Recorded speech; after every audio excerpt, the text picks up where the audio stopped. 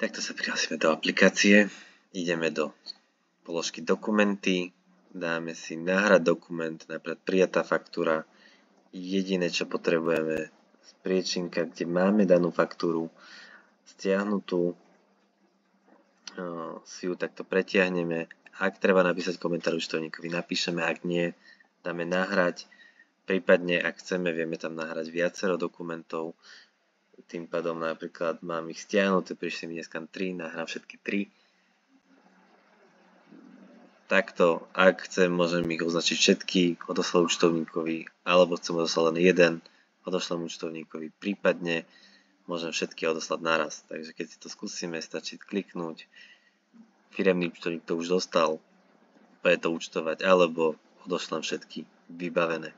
Ak by sa stalo, že sa poslalo niečo, čo sa nemá, účtovník to následne pošle naspäť. Takže vidíme tu ešte napríklad finančné ukazovatele, ako sú teda pomer vlastnej imenia k záväzkom, pohľadávky voči spoločníkom, prípadne vyplácanie dividend. Taktiež vidíme napríklad všetky faktúry vydané a taktiež vidíme nástenku, ako to môžeme sa na to vidieť, pozrieť. Sú tu pohľadávky, záväzky, výsledok hospodárenia. Ak nie sme plácať DPH, tak nás to na to upozorní, prípadne, že sme už prekročili hranicu.